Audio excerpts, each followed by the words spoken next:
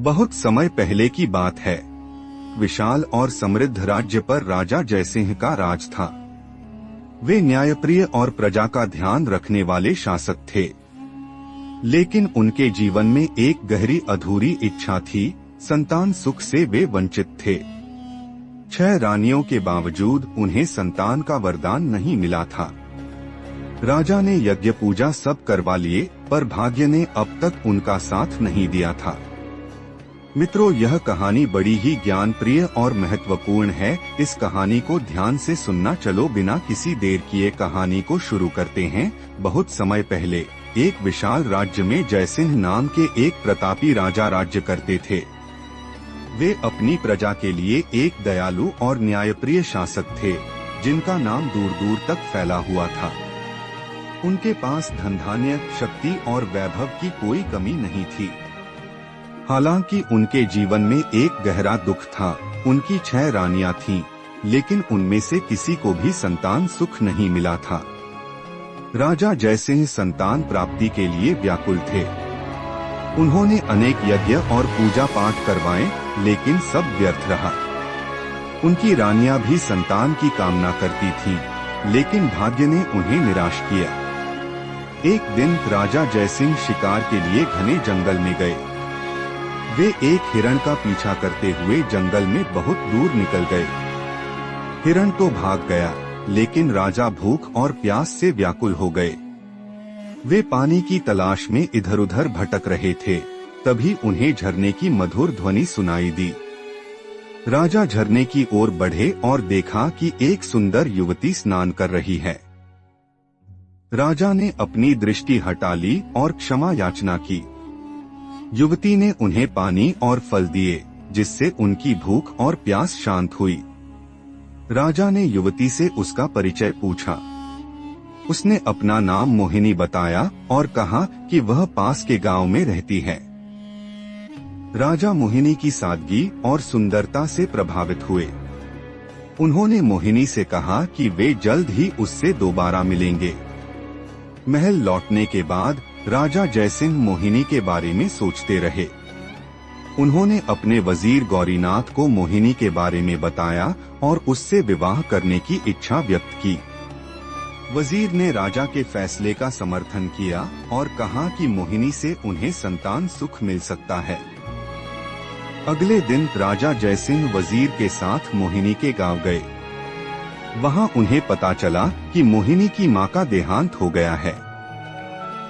राजा ने मोहिनी के सामने विवाह का प्रस्ताव रखा, जिसे उसने स्वीकार कर लिया। मोहिनी को राजमहल लाया गया और उसका नाम राजलक्ष्मी रखा गया। जब अन्य रानियों को राजलक्ष्मी के बारे में पता चला, तो वे ईर्ष्या से जल उठी।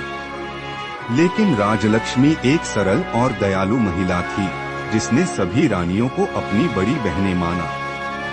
समय बीतता गया और राजलक्ष्मी गर्भवती हो गई। राजा जयसिंह खुशी से झूम उठे, लेकिन अन्य रानियां राजलक्ष्मी से और भी अधिक ईर्ष्या करने लगीं। उन्होंने राजलक्ष्मी को नुकसान पहुंचाने की साजिश रची, लेकिन उनका हर प्रयास विफल रहा। जब रानी राजलक्ष्मी को प्रसव पीड़ा हुई, तो दुष्ट रानियों ने उसे दाई बुलाने का झूठा दिलासा दिया और उसे दीवार के सहारे खड़ा कर दिया। उन्होंने दाई को धन का लालच देकर बच्चों को मारने के लिए जंगल में भेज दिया। राजलक्ष्मी ने 7 बच्चों को जन्म दिया, 6 लड़कियां और 1 लड़का।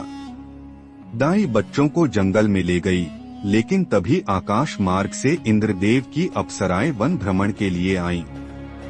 उन्हें बच्चों पर दया आ गई और उन्होंने अपनी शक्तियों से आंधी चला दी। धूल मिट्टी के कारण दाई बच्चों को खोजती रह गई। अप्सराओं ने बच्चों को बचा लिया। उन्होंने 6 लड़कों को बांस के पेड़ों में बदल दिया और लड़की को चंपा के फूल का पौधा बना दिया। वे मानव की तरह बात कर सकते थे और सभी को पहचान सकते थे। जब राजा जयसिंह युद्ध से लौटे, तो रानियों ने उन्हें बताया कि राजलक्ष्मी ने इन पत्थरों को जन्म दिया है। राजा क्रोधित हो गए और उन्होंने राजलक्ष्मी को नौकरानी बना दिया। राजलक्ष्मी ने चुपचाप राजा का अपमान सहन किया। लेकिन वह अपने बच्चों के बारे में सोचकर दुखी थी। एक दिन राजा को पता चला कि जंगल में चंपा का पौधा और बांस के पेड़ हैं, जो इंसानों की तरह बातें करते हैं। राजा और वजीर गौरीनाथ वहां गए। उन्होंने देखा कि चंपा का पौधा बहुत सुंदर है, लेकिन जब कोई फूल तोड़ने की कोशिश करता है तो वह ऊंचा हो जाता है। चंपा और बांस के पौधों ने बताया कि वे राजलक्ष्मी के बच्चे हैं।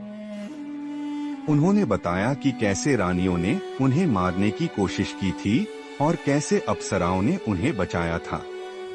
उन्होंने यह भी बताया कि वे तभी अपने मानव रूप में वापस आ सकते हैं जब राजलक्ष्मी उनकी एक-एक पत्ती तोड़कर इंद्रदेव से प्रार्थना करेंगी। राजा को अपनी गलती का एहसास हुआ। उन्होंने रानियों को आजीवन कारावास की सजा सुनाई और राजलक्ष्मी से माफी मांगी।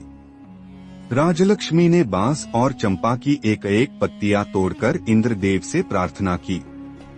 पल भर में 6 लड़के और 1 लड़की प्रकट हुए।